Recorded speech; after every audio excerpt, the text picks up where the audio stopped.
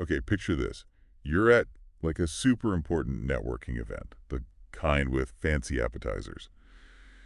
And I'm there, and I'm about to make the worst first impression in human history. Oh, I'm ready for this. I'm cringing already. So I walk up to this, a very important looking person, and I say, in my most serious voice, excuse me, my professional objective is to pursue salary transparency.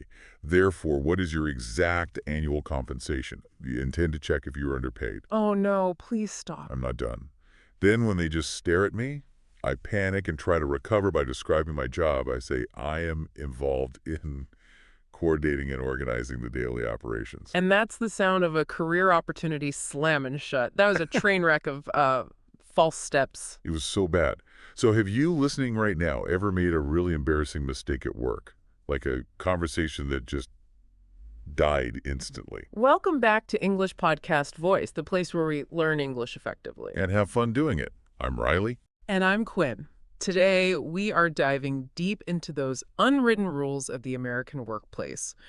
We're talking about the language that takes you from being just another employee to, the top dog. And before we unpack the absolute catastrophe I just created in that little skit, please, right now, hit like and subscribe to English Podcast Voice. You're going to want to stick around for this. Absolutely.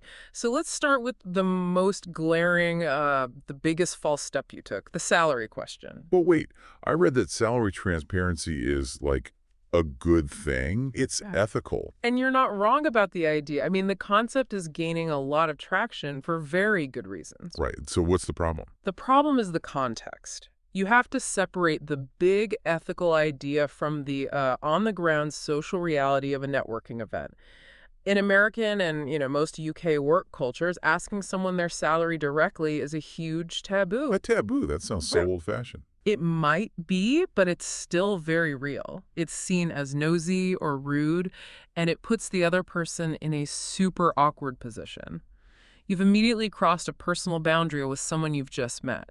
So even if the goal is good, the method was a total disaster. A total disaster. You have to build a relationship first. Those conversations about pay transparency are happening, but they happen among colleagues who trust each other or as part of a wider industry movement, not as an opening line to a stranger. Okay. So what if someone asks me and I don't want to answer? What do I do? That's a great question. You have a few options. You could go the humor route, say something like, not enough to retire tomorrow, unfortunately. Huh. I like that. It's light. It dodges the question. Exactly. Or you can be a bit more direct, but still really polite. You could say, I actually prefer not to discuss my personal finances. That feels a little stiff, maybe. Okay, so let's polish it. Try this. I appreciate you asking, but I have a personal policy of keeping my financial details private. Ooh, a personal policy. That sounds so official.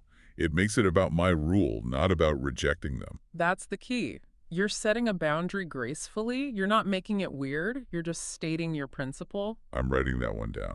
Personal policy. Got it. Okay, disaster number 2. My job description. What was wrong with saying I was involved in something? Ah, yes, the passive voice trap. You use what we call textbook robot English. Textbook robot. I thought it sounded professional. I use big words. It sounds like you're trying to hide. When you say you're involved in or assisted with, it sounds like you were just there, like you were a side character, not the hero of your own work story. So it's weak. It's very weak. The professional world runs on the active voice. It signals competence, ownership, and authority.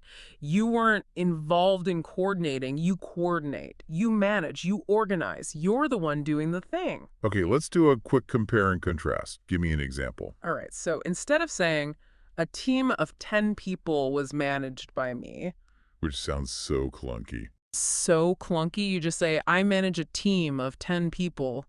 See the difference. Yeah, one sounds like a fact from a report, and the other sounds like what I actually do every day. It's my responsibility. Exactly. How about this one? Weak version.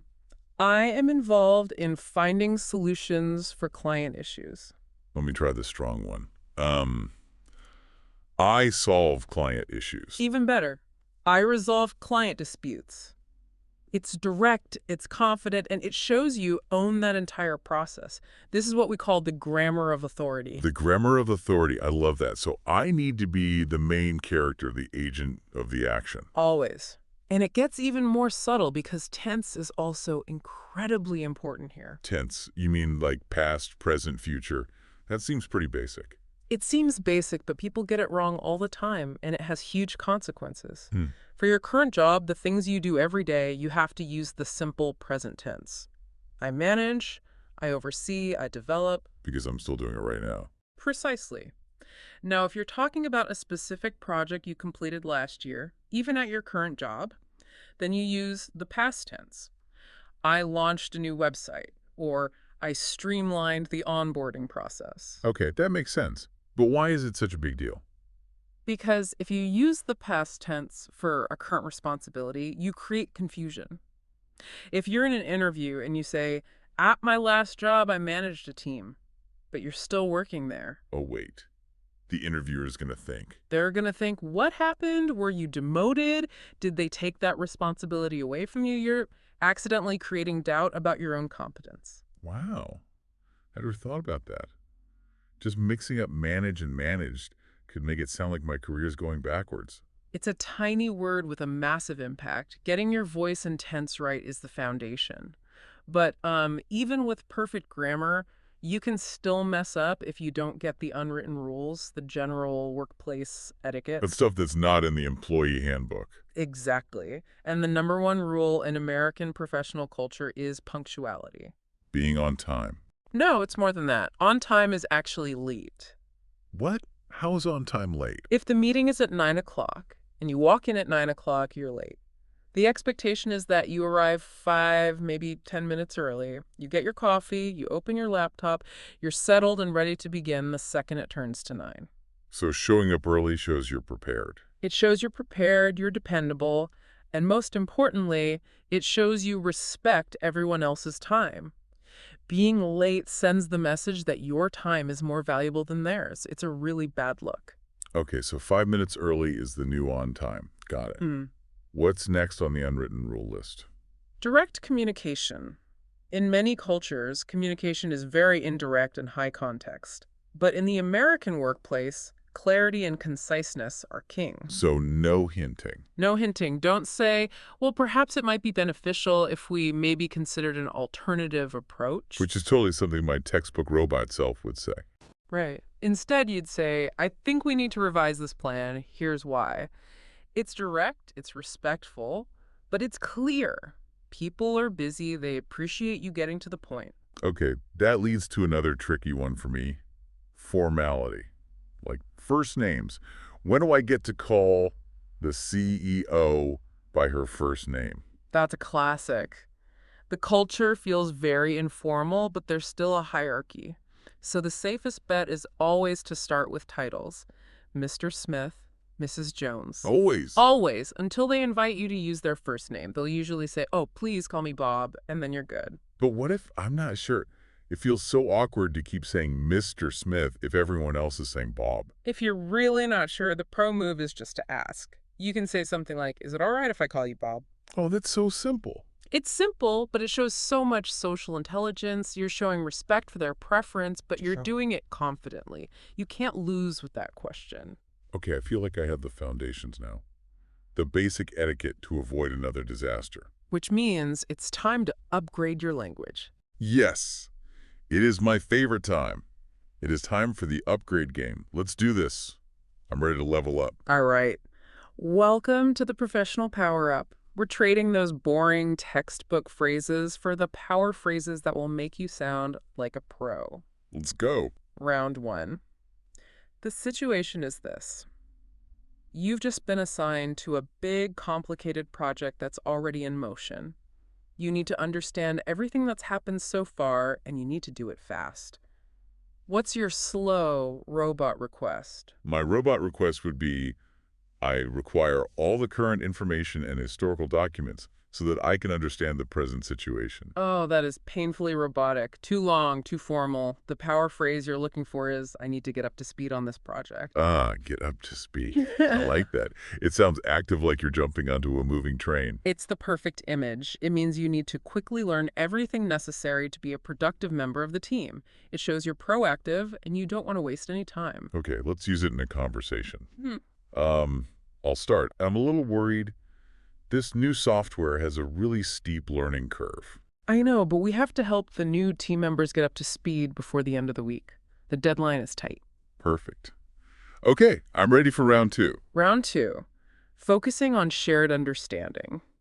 You've just finished a long meeting with people from 3 different departments. You need to make absolutely sure everyone is in agreement on the next steps. What's the robot version? Um, does every person in this room agree with my stated proposal and comprehend the situation fully? It's like you're a lawyer reading a contract. It sounds like you don't trust them to understand. Yeah. The power phrase is much more collaborative. Let's make sure we're all on the same page. Yes, on the same page. I've heard that one a lot. It means we all have the same information and we all agree. Exactly. It's essential for teamwork. It's not about you telling them what to do. It's about confirming a shared reality. Let's try it. Okay, my turn. Before we send this proposal to the client, let's have one last review to make sure we're all on the same page about the budget. Good idea. We don't want to miss the mark on this deal and promise something we can't deliver. Ooh, miss the mark. A bonus phrase. Meaning we fail to achieve our goal. I like it. Okay, round 3. Hit me. Round 3. When things go wrong. Your team worked for weeks on a new design. You presented it to the client and they hated it. They rejected the whole thing. You have to go back to your team and tell them you're starting over from scratch. Oh, that's a tough one. My boring, sad version would be, the client provided negative feedback, so we must now restart the project from the very beginning. Yeah, that just drains all the energy out of the room. It sounds so defeated. The power phrase is more resilient, more action-oriented. The client rejected the concept, so it's back to the drawing board. Back to the drawing board. I love that. It acknowledges the failure, but it immediately pivots to the next action. It's like, okay, that didn't work. What's next? Exactly. It's a phrase that comes from, actual drawing boards in engineering. If a design had a flaw, you'd literally go back to the board and start a new drawing. That makes so much sense. And there's another one that's similar, right? There is. You could also say it's back to square one. Right, back to square one. Like in a board game when you have to go back to the start. Let's use that one in a dialogue. I'll go. If we lose this key investor, it's going to be back to square one for the whole company. I know. We can't afford to take a long shot right now. We need a guaranteed win. Perfect use of long shot. A risky idea with a low chance of success. You're getting good at this. Okay, last round, round 4. And this one is the most important. Career progression. Okay, I'm ready. You're in your annual performance review. You've had a fantastic year. And you want to communicate that you've grown significantly and are ready for more responsibility. What's the weak, boring way to say it? I think I did a good job this year and I grew a lot in my career. That is so underwhelming. It has no impact. It's begging them to agree with you. You need language that projects confidence and ambition. The power phrase is, I feel I'm making great strides in my career and climbing the rungs of success. Ooh, that's a double whammy. Making great strides, that sounds so powerful, like you're taking huge, confident steps forward. It does. It shows significant positive development. And climbing the rungs gives that clear visual of a ladder. You're moving up, step by step, with purpose. It's so much better than just saying, I grew. It shows how you grew strategically and consistently. Exactly. And this is a good moment to talk about the different levels of success language, because not all success idioms are the same. Climbing the rungs is about steady progress. So what's the next level up? Well, if you're reaching the very peak of your field, you could say you're ascending to the top. That's for, becoming a C-level executive or a famous expert. It's the pinnacle. Okay, that's the ultimate goal. What about that phrase you used at the beginning, becoming the top dog?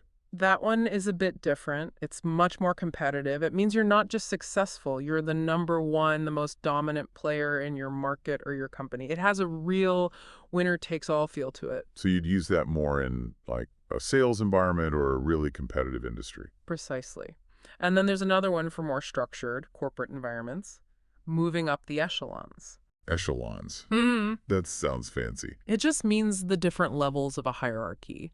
So moving up the echelons is like playing a long strategic game of corporate chess, navigating the different layers of management. All of these paint such a vivid picture of career movement. It's not just about doing your job, it's about framing your journey. That is the whole point of this game. It's about articulating your value. Okay, game over. Let's move from upgrading our language to protecting our careers. It's time to enter the danger zone. Dun, dun, dun. Okay, so we've learned the good phrases. Now what's the big mistake we need to avoid? The big false step here is reacting with raw emotion, especially when you're disappointed or angry. But I'm human. If someone on my team messes up and it creates a huge problem, I'm going to be upset. Of course, Right. feeling the emotion is fine, but expressing it in a way that's unprofessional is career suicide. Yelling, using accusatory language like, "What is your problem?" It just makes you look out of control. So what do you do instead? You can't just ignore it. You practice what we call strategic diplomacy. And the key tool here is the I statement. I statements. I think I learned about these in a psychology class. They're incredibly powerful in the workplace. The goal is to talk about the impact the situation had on you and the work, instead of attacking the other person's character or competence. So it's less about you did this wrong and more about this is the consequence of what happened. Exactly. Let's break it down into 3 steps. Step 1. State the neutral observation and your feeling. So instead of "you missed the deadline," you say, "When the report wasn't submitted on Tuesday, I felt really stressed because I couldn't prepare for my executive presentation." Okay, that's way less accusatory. It's just a statement of fact and my reaction to it. Right. Step 2. State the need and suggest a collaborative solution. You could say, "I need to be sure this doesn't happen in the future. What can we do together to improve our workflow?" The word together is key there. It makes it about solving a problem, not winning a fight. And finally, step 3. Affirm the relationship. End with something like, "I appreciate you working with me on this," or "let's make sure we're back on the same page going forward." You're fixing the problem while preserving the professional relationship. That is a brilliant framework. Observation, need, affirmation. Okay, but what if it's the other way around? What if I'm the one getting surprise negative feedback in a review, and I feel that rush of defensiveness? That's the moment where you have to bite your tongue. Your instinct is to argue, but the professional move is to ask for time. So I shouldn't defend myself right then and there. Not if you're feeling emotional. You say, "Thank you for this feedback. This is a bit hard for me to hear right now, and I'd like some time to process it. Can we schedule a follow-up to discuss this tomorrow?" Ah, so you're hitting the pause button. You're hitting the pause button. It shows incredible maturity. It stops you from saying something you'll regret and allows you to come back the next day with a calm, strategic, and maybe even data-driven response. That's a real career saver. Okay, let's talk about another danger zone. Work-life boundaries. It feels like we're all expected to be online 24/7. That expectation is definitely real in a lot of places. And the false step people make is framing their need for a break as a weakness. They say, "I'm so tired," or "I'm burned out." But what if I am burned out? You need to reframe it. Don't frame your time off as a personal need. Frame it as a strategic investment in your long-term performance. How do you do that? You connect your rest to your value to the company. You're not taking a vacation because you're tired. You're taking strategic downtime to recharge so you can return with renewed focus and creativity. See the difference? Yeah, one sounds like a problem and the other sounds like a solution. It's all about how you frame it. It is. I love the analogy of the 5 balls. Imagine you're juggling 5 balls: work, health, family, friends, and integrity. Okay, I'm with you. Your work is a rubber ball. If you drop it, it will bounce back. You might lose a project or miss a deadline, but you can usually recover. But the other 4 balls, health, family, friends, integrity, they're made of glass. If you drop one of them, it will be scuffed, cracked, or maybe even shattered forever. Wow, that's powerful. And a lot of workplaces pressure you to act like the glass galls are rubber. They do. So your professional language has to build a protective shield around those glass balls. Even your out-of-office email can do this. Don't just say, I'm on vacation. How could I say? Try something like, I am currently out of the office to recharge. This time away is essential for me to maintain the high level of performance and strategic thinking you expect. You're basically saying that by resting, I'm doing a better job for them in the long run. That is exactly what you're saying. Setting boundaries isn't a sign of weakness, it's a sign of sophisticated self-management. And that is a very valuable skill. Ooh. Okay, this has been so much useful information, from salary taboos to the grammar of authority to juggling glass balls. Let's do a super fast recap of the top power phrases we learned today. Let's do it. 10-second rapid-fire recap. Ready? Ready. Get up to speed. To get informed quickly. Low-hanging fruit. The easy wins you should tackle first.